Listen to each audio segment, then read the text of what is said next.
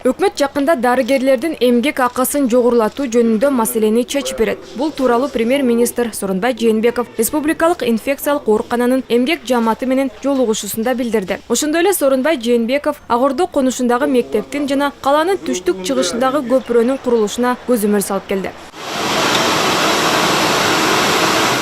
Сооронбай Жээнбеков жумушчу күнүн алгач нан жасаган цехтен баштады. Бул жерде күн сайын 6000ге жакын нан жасалат. Нан бышар замат ысык бойдон шаар ичиндеги дүкөндөргө жөнөтүлөт. Ал маалда кардарлар да кезекке туруп күтүп калышат. Бул цехте эч кандай кошулмалар болбойт. Муниципалдык нандын дагы бир артыкчылыгы баасы супермаркеттегилерден арзаныраак. Андан тышкары токочтор үй жайсыздардын дагы борборлоруна жөнөтүлүп турат. Мындай социалдык маанисине карабай, азыр муниципалдык набайкана дагы жеке ишканаларда эле салыктарды төлөйт. Ушундай демилгелер улансын деп Сооронбай Жээнбеков продукцияны кошумча нарк салыгынан бошотуу мүмкүнчүлүгүн карап көрүүнү убада кылды.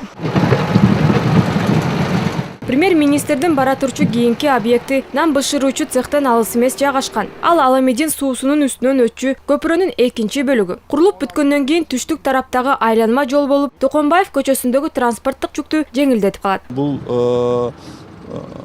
биздин түштүк айланма жолубуздун экинчи көпүрөсү болуп эсептелет.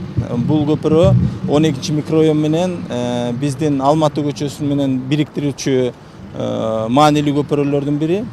Андан сырткары бул жерде 1 километр асфальт жол төшөлүп, ушу көпүрөнүн эки жагына асфальт жол даярдалды. Көпүрөнү курулушчулар августтун 20-сына бүтөбүз деп убада кылышты. Анын тегерегин көрктөндүрүүгө да өзгөчө көңүл буруу керек дейт өкмөт башчы. Тротуарлар, жарыктандыруу жана газондор пайда болушу шарт. Белгилей кетсек, көпүрөнүн курулушу бул Бишкектеги транспорт системасынын өнүктүрүү боюнча чоң программанын бөлүгү гана. Анын алкагында калаада 49 көчө оңдолот. Кийинки жылы болсо жол куруу тармагына көбүрөөк каражат бөлүнөт дейт Сооронбай Жээнбеков. Бишкек шаарында эгемендик болгондон бери 128 километр болгон. 128 километр бир жылда 406 километр салынат.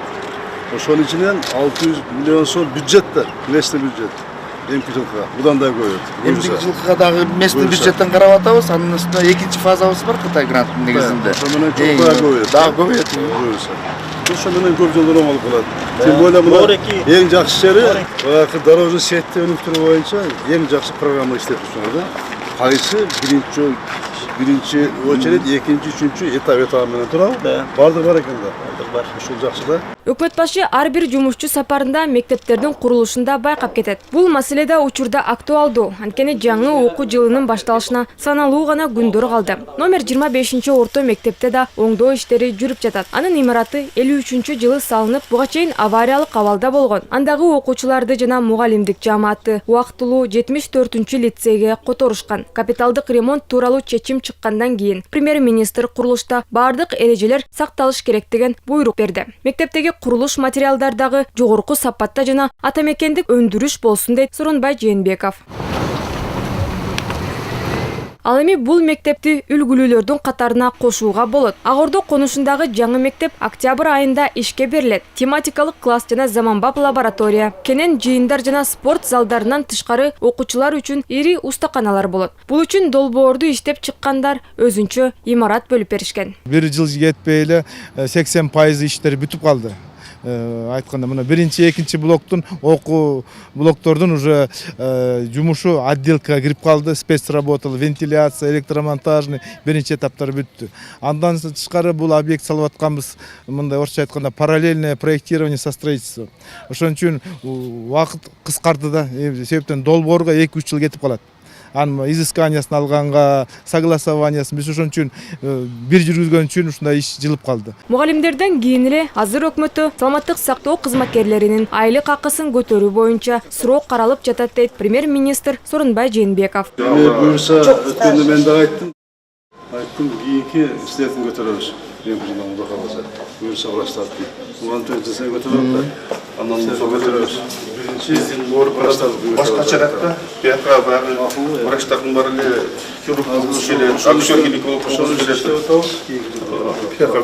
Дарыгерлер болсо мындай чаралар алардын ишине оң гана таасирин берет деп белгилешет. Андан тышкары Республикалык жугуштуу оорулар ооруканасынын башкы дарыгеринин айтымында Суронбай Жээнбеков 5 кабаттуу жаңы корпустун курулушун тездетүү убадасын берген. Жаңы имарат ишке канча эрте берилсе, оорулуулар кезекте калбай өз учурунда медициналык жардам алышына өбөлгө түзөт.